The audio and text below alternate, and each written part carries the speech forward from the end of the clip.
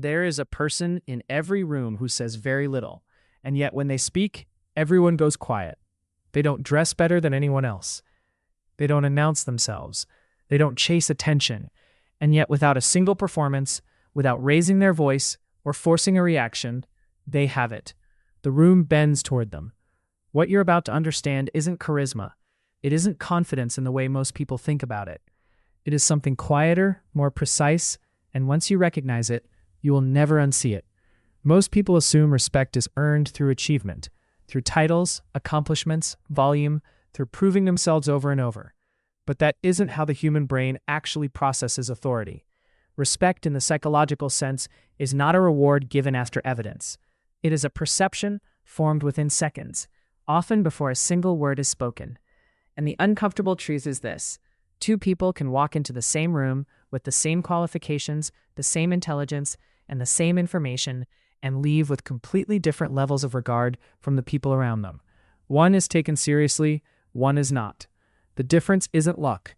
It isn't unfair bias, though bias certainly exists.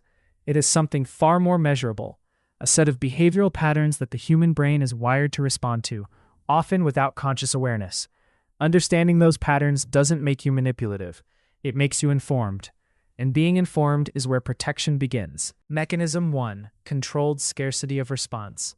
The brain assigns value to things that are not freely given. This is a principle embedded in behavioral economics, but it applies equally to human attention. When a person responds to everything, reacts to every provocation, jumps to answer every question directed at them, they signal availability. And availability psychologically reads as low value. The individuals who command rooms instinctively understand this. They pause before responding. They don't fill silence. They allow space to exist without anxiety, and that stillness communicates something the brain reads as authority. It isn't coldness, it isn't arrogance. It is the psychology of restraint, and restraint signals self-possession. Mechanism 2. Behavioral consistency. The human brain is a pattern recognition machine. It is constantly scanning for predictability, because predictability signals safety, and safety creates trust. When a person behaves the same way in a boardroom as they do in a casual conversation, when their tone doesn't shift depending on who walks in, when their confidence isn't borrowed from external validation, the brain notices. It registers consistency as strength. Most people unconsciously adjust their behavior based on perceived social pressure. They become smaller around authority. They become louder around peers. This shifting is visible, and the brain of every observer records it, not as adaptability, but as instability. The person who remains calibrated regardless of the environment signals internal structure, and internal structure commands respect. Mechanism 3. The language of certainty. Listen carefully to how confident people phrase their thoughts. They do not say, "I think maybe," or "this might be wrong, but." They state, they position, they allow their perspective to occupy space. This is not the same as arrogance. Arrogance dismisses others. Certainty simply doesn't apologize for existing. Research in social psychology consistently shows that the brain responds to vocal confidence as a credibility signal, even when the content is identical.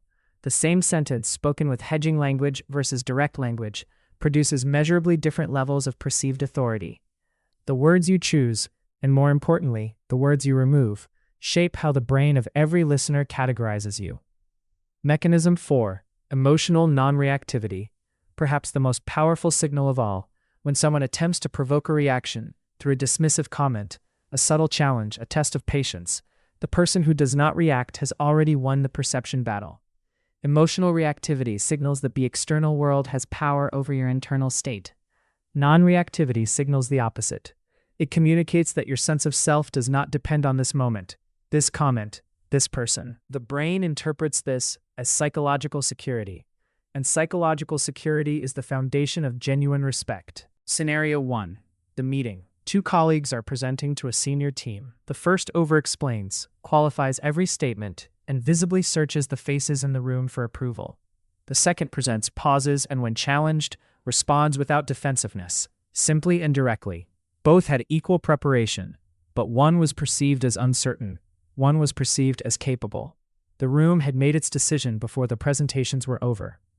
Scenario 2. The social test. At a social gathering, someone makes a slightly cutting remark, the kind designed to provoke, to establish social hierarchy. The first person laughs awkwardly, over-explains, or retaliates. The second person offers a calm, measured response and moves on without visible disturbance. The room watched both reactions. In that moment, the social standing of both people shifted, not because of what was said, but because of what was revealed about each person's internal state. Scenario 3. The workplace dynamic. A new person joins a team. They observe before they speak. They ask fewer questions than expected, but the questions they do ask are precise. They don't volunteer opinions on every topic. When they finally offer a perspective, the room leans in, not because of their title, but because their restraint has already signaled that when they speak, it will be worth hearing. Understanding these patterns matters, not just for how you present yourself, but for how you respond when others use them. When you encounter someone who seems effortlessly commanding, pause before you assign automatic authority to them. Ask whether your perception is based on evidence or simply on behavioral signals that your brain has interpreted as trustworthy. Charisma and competence are not the same thing. Confidence and correctness are not the same thing. The awareness that the brain can be influenced by behavioral patterns rather than just by facts is itself a form of protection. It gives you the ability to slow down your own perception, to evaluate rather than simply react. Emotional regulation is the core defense here. When you are aware of your own reactive patterns, you become harder to read, harder to unsettle, and harder to influence without your conscious awareness. Respect was never something that could be demanded. It is a perception, assembled by the brain in seconds, shaped by patterns most people never examine. And like all perceptions, it can be understood. The person in the room who says little and is heard loudly isn't performing. They have simply stopped performing. They've removed the signals of anxiety, the seeking of approval, the need for external validation. And in that removal, something quiet and unmistakable takes its place. Once you understand this, something shifts. Not because you now know how to appear different, but because you begin to see the architecture behind every social interaction you've ever been in. And once you see the architecture, you stop being unconsciously shaped by it.